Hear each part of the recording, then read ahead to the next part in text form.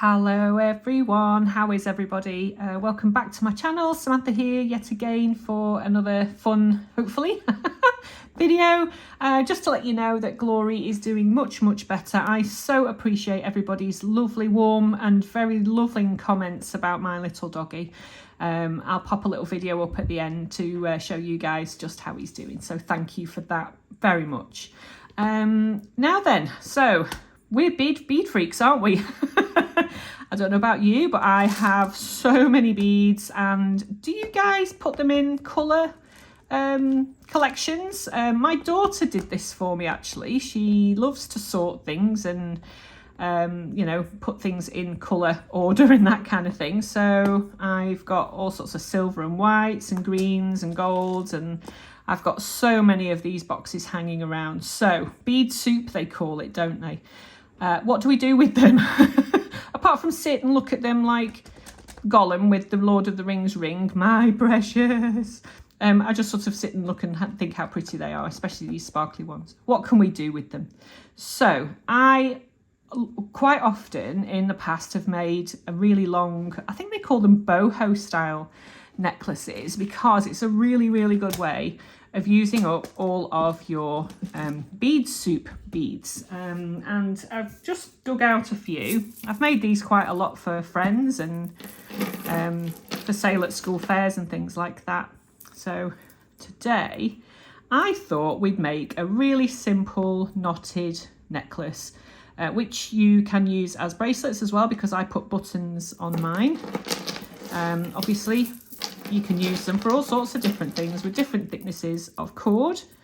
Look at these, aren't they gorgeous? So let's have a go at making some of these, shall we? Really simple to make, and they don't take a huge amount of materials. This one, that's a shorter one. You can make them any length you like. Okay, so we'll go through a list of materials, which actually is really small. Okay, so you will need some bead soup beads, and today I'm going to be using a mixture of reds and golds, because I just think that that would be a really nice mix, with some red cord. Now I think this is S-Lon cord. You can buy sets of this particular cord. I've got bags full, macrame cord, or just literally these beautiful cords that you can buy in various different colours. So I thought today I'd use red for red and gold beads. So you're going to need some cords. I think this is by, yeah, it's S-Lon cord. So you can use whatever cord you like as long as it goes through your beads, okay? Or indeed, more affordably, I think you can buy these little anchor pearl cotton, or something similar, which is like crochet cord, or you know, that kind of anything really, just whatever your heart desires. Okay, so the only other thing you're going to need is a little bit of glue, just to put on the end of your cord to make it a little stiffer, so that it fits through the beads a little bit more easy. So I've got this fast tack glue here. You can use anything really if you're choosing. And what else will you need? A button. Okay, so again, you can go through your button stash, because I'm sure if you're anything like me, you've got a huge stash of everything, because we're such collectors, aren't we? So I think I'm going to use obviously a red. Maybe I'll use a different button today. I don't know. Perhaps I'll use a red one, but choose a nice button. And I think apart from that, you're just going to need a pair of snippers or a pair of scissors just to cut your cord. And that is it. Okay, so let's meet back in a second when you've gathered all of your lovely beads and glues and things like that, and we'll meet back and we'll make one of these gorgeous necklaces. Okay, so I'll see you in a second.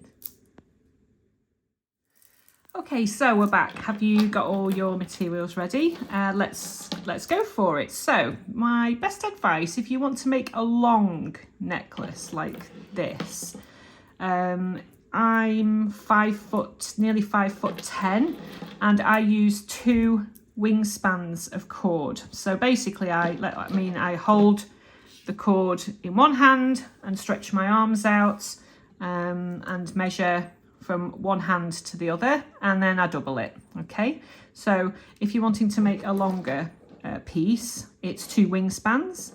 If you're wanting to make a shorter piece, then it's 1 wingspan and then double, because you need obviously room to put the knots in between. Okay, so but you can experiment. This is just literally just to show you how I do it. There are various ways to make these guys, so it's not by any stretch prescriptive. So I think it's just about having fun, isn't it? So that's what I would do. So let's take some cord. I'm just going to wingspan it, so that's that, and then that again, and then we cut to make a nice long necklace. Okay, so here we go. So the first thing you need to do, whoops, I'm just doing that bit off camera because it's quite long now.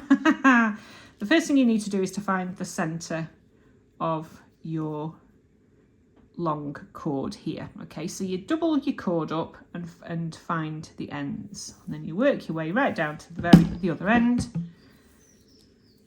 and that's where your center is. Okay, so at this end we have to make a button closure. All right, so you take your button. So here I've chosen this very beautiful reddish gold because I'm using red and gold beads, and we need to be making a button closure, so you have to kind of figure out how big the closure needs to be to fit your button. Okay, so granted that cords do give a little, you don't want it to be too sloppy. So I think that looks about right, don't you? So if we make it, so we need to tie a knot here, okay, just so the button fits through. So let's go ahead and do that. So literally just an overhand knot. Pop that through there. Oh, there we go. So very, very carefully,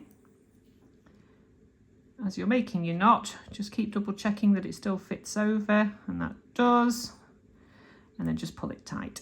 Okay, so that's our first knot made. I mean, these, like I say, you can faff around with these and make them as you see fit. This is just how I do mine. Okay, so that fits on there nicely. Right, so here we go with the fun part. We want to now organise our beads. So you come down to the other end of your cord. Now on one side of the cord, we want to put some glue on the end. So I use this fast tack mainly because it's safe. Some people could use nail polish, that kind of thing. So you literally just want to put a little bit of this glue onto the cord at the end, like so. I'll just put the lid back on so it doesn't, there we go. And basically you just roll the end of the cord in between your fingers so that the end of the cord is tacky with the glue. Okay, and then you just literally need to leave it to dry. I roll that glue off my fingers because it is literally just white glue, isn't it? And it's non-toxic, so it's fine. Okay, so when that starts to go hard, which it is doing now, can you see how that we've got essentially a little type of needle type affair here? So what we need to do now is we need to start popping on our beads. So let's have a look at what beautiful beads we've got in here. So let's have a think. Should we start? I think we'll start with a smaller gold bead. So all you do is, as long as the bead has holes big enough to take your cord, then you're onto a winner, so to speak. Right, so thread your cord through your bead. Okay, so pull your cord, being careful at this stage whilst it's still very long, not to get it all tangled up. So you need to bring your bead down to the end of the cord like so. Okay, so it's at this point here where we need to put a little knot in it. So you can make these as tight or as spaced out as you like. So if you want a nice densely beaded necklace or bracelet, then you would put tighter knots. If you want it a little bit more sparse, and give the beads a chance to move around. Then put your knot about here, okay? So we just basically make another overhand knot. It's that simple, okay? So pull your cords through and very gently pull your cords up. You can use a pair of tweezers to do this part if you like. You know, you can tighten your knots up with a pair of tweezers if you like, or there are quite a few proprietary brands that do cord knotting implements, if you want to put it that way. I just do it by hand. Okay, so that's our first bead on. So let's go back to the start and find the end with the makeshift needle that we've made. Let's put another nice bead on. Okay, what about one of these lovely shiny ones? Okay, so literally pop it on down to the end of your bead, the end of your cord, sorry, should I say.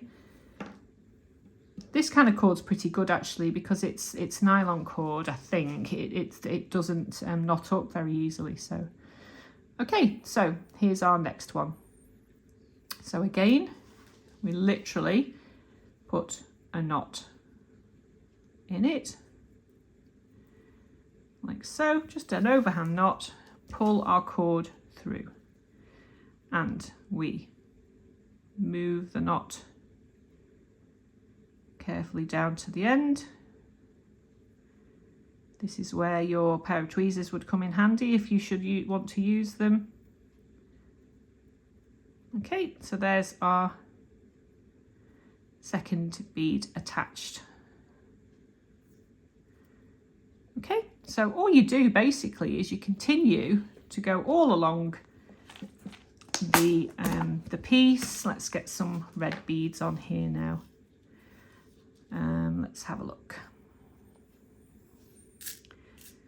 Yeah, I like to do jewellery in 3s or 5s. I'm not sure why. I think I read it somewhere in a design magazine or something like that, that in art or design, 3s and 5s look better than 2s and 4s. I'm not entirely sure why, but I don't know.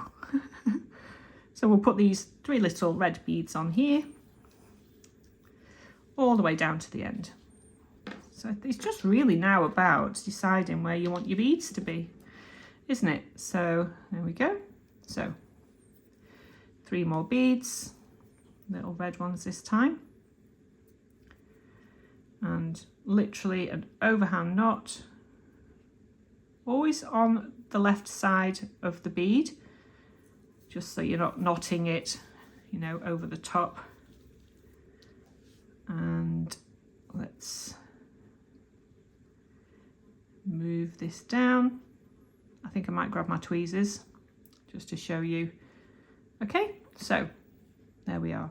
So you literally just keep going along and along and along, and just keep placing lots of different beautiful beads. That little flower one, that'd be nice, won't it? Let's have a look at that. There we go. So again, all about your design choice. And I think these are very therapeutic.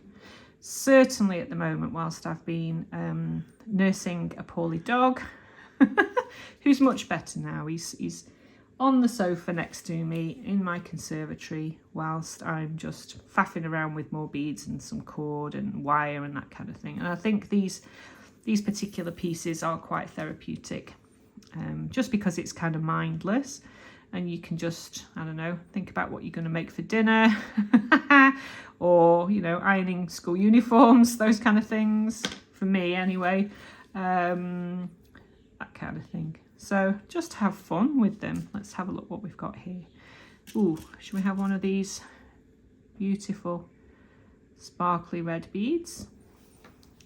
And again, I think with these, you can make them as delicate or as bold as you like. So if you've got a collection of larger beads, obviously you can use the larger ones. And I think the knotted, larger beaded necklaces and bracelets can be really, really cool, certainly in the summertime, because they reflect your personality, I think. Okay, sorry about that. My daughter came down for her breakfast and I thought that I would just grab my little tweezers, because I think it just make it a little bit easier to bring the cord down to the knots. Okay, so all you do is you just pop your tweezers in and bring the cord down. It just makes it a little less baggy, like this one didn't work out brilliantly here, so you know, I'm happy to show you my mistakes. So let's not be precious about it. Okay, so let's have a look. Anyway, what was I saying? Yeah, about things, you know, reflecting your personality. So, you know, I like a bit of red and gold. Red and gold actually would be really good for Christmas, wouldn't it? Not that I'm thinking about Christmas yet, because it's not even summer here yet in the UK. Although, having said all of that, it's been quite warm here this weekend. So I was just looking at I've got a wisteria that covers an arbour that I have in my garden. Maybe I'll pop a little bit of video up to show you. And as I was walking around the garden last night, the smell was just amazing. I'm not usually a huge fan of floral scents, mainly because I find them a bit sickly. So can you see here how we're just pulling the cord down? Okay, just to pop that bead on. I'm not hugely a fan of floral scents, but the wisteria is just heavenly at the moment.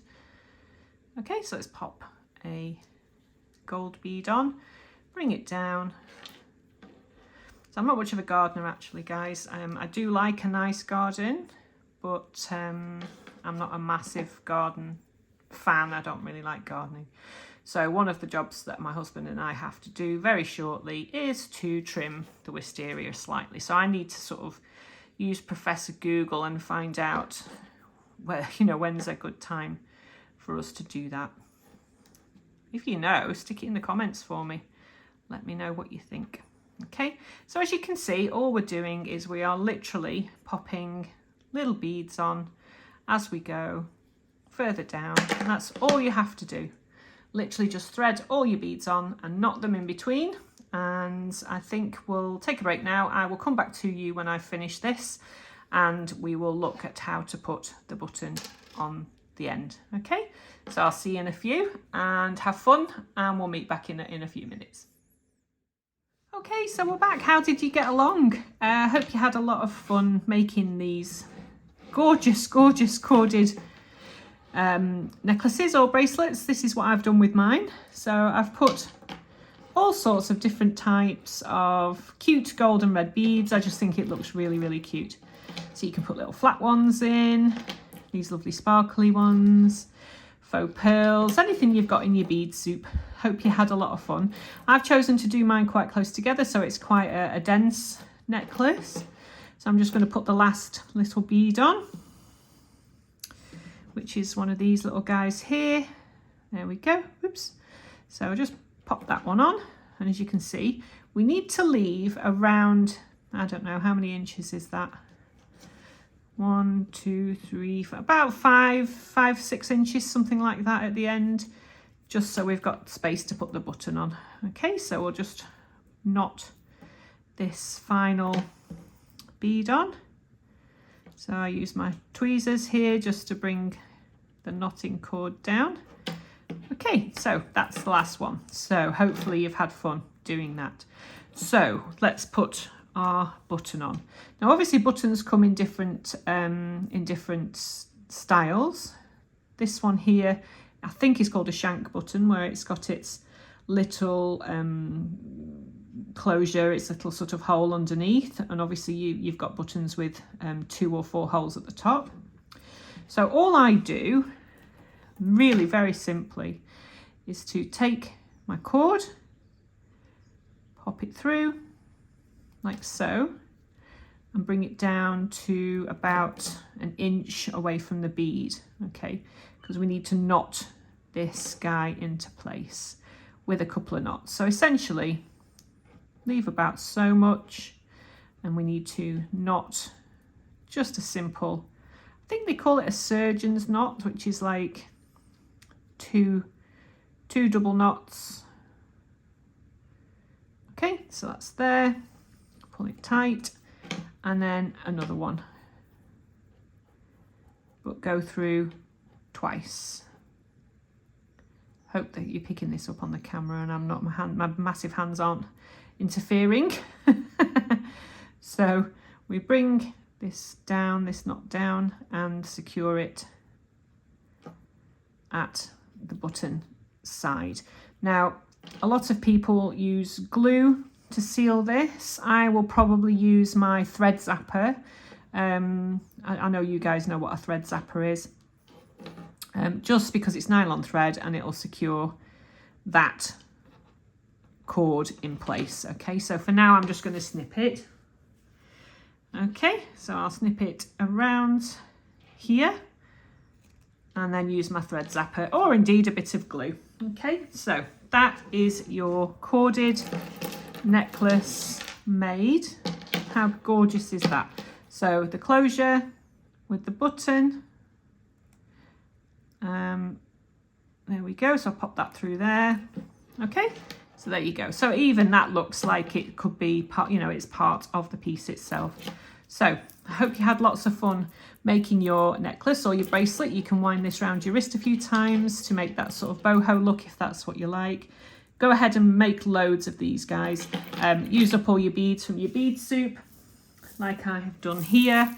And I think actually they probably make really, really good gifts, or indeed if you have like a summer fete at your grandchildren's or children's school, they make really good gifts to raise money and things like that. Okay, so have fun and I'll see you in my next video. And again, thank you so much for everybody's comments regarding my little dog Glory. I'll show you a little video of him now so that you know he's okay, and I'll see you soon. Thanks guys.